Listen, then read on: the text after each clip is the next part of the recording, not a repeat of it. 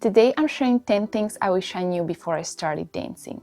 When I first began, I had no idea how much easier my journey could have been if I had known this. Now, after years of experience, these insights have changed a lot for me, and they might just do the same for you.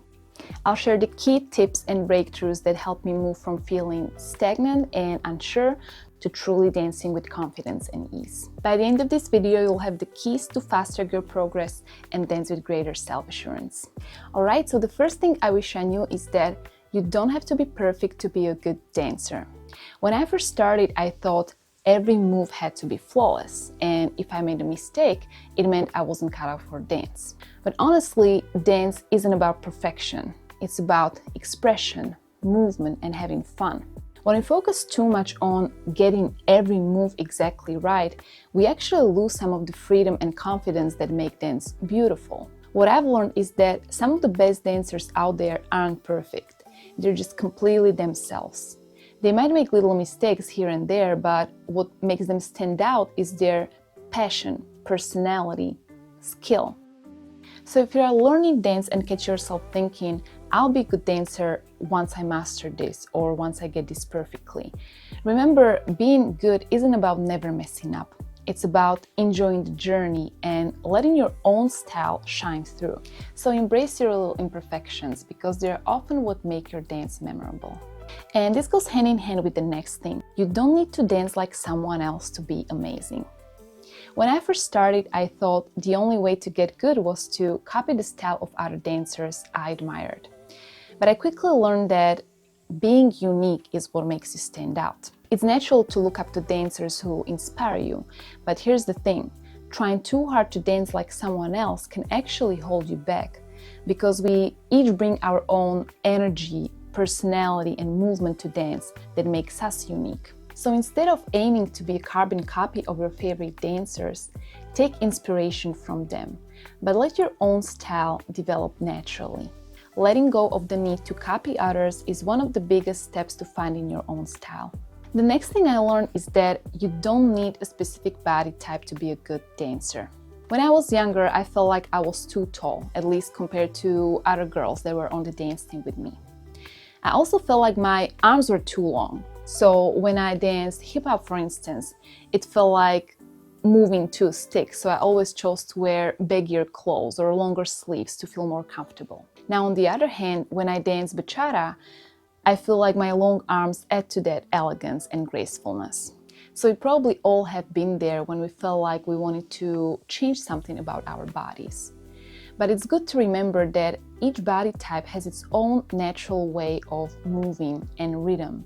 And that's what makes your dancing uniquely yours. There are many amazing dancers out there of all body shapes and sizes, and what makes them stand out isn't their physique.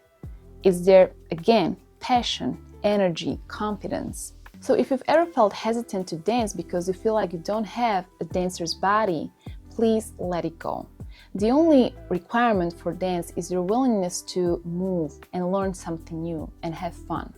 And once you start dancing, you will get to a point where you will even appreciate your body for everything that it's capable of. And there are many things that your body does for you even now, so embrace it as it is. The next thing, staying on the beat is more important than mastered dance technique. When I first started dancing, I thought mastering each move was the key to becoming a great dancer.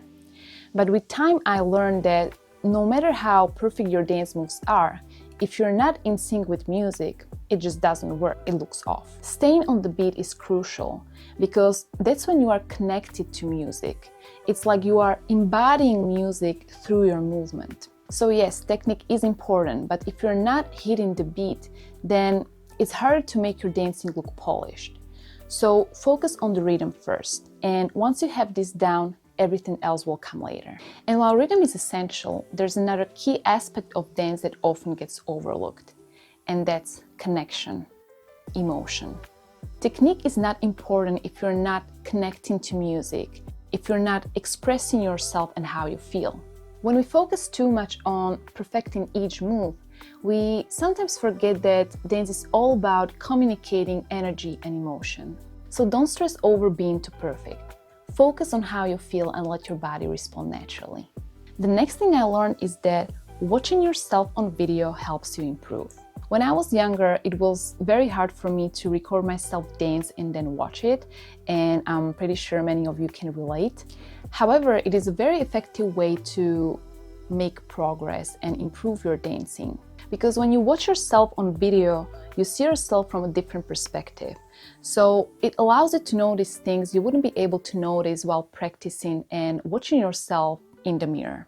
And it could be small things like, okay, maybe here I could have extended my arm a little bit more, or here I could have added a little bit more energy. So this way you know what to focus on in your next practice. Now I know it's not comfortable at first, and as I said, it was pretty difficult for me too when I first started, but not anymore. So at least give it a chance. I promise it gets easier with time and it will help you tremendously on your dance journey. And this brings me to my next point.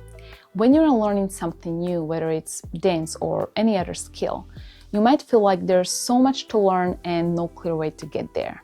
And one thing I wish I had known sooner is that having a step-by-step process will get you to your goal faster. So instead of jumping around from one move to the next or trying to learn everything at once, break things down into smaller, manageable steps. Start with the basics, master them, and then build on that foundation. It might seem slow at first, but trust me, having a structured approach keeps you focused and helps you progress more efficiently.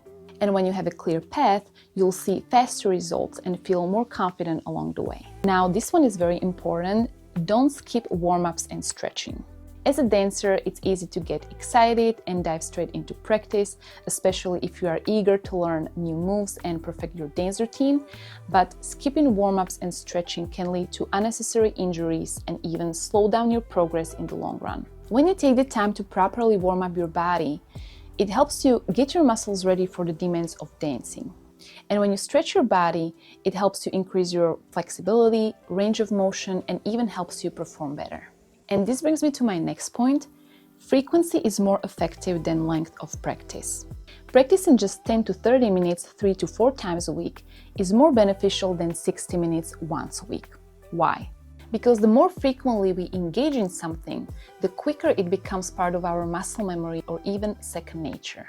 When you practice often, you're building habits that stick, so each move feels more natural. And over time, you won't even need to think about it. It will start flowing automatically, which will allow you to focus more on enjoying the dance rather than getting every move right.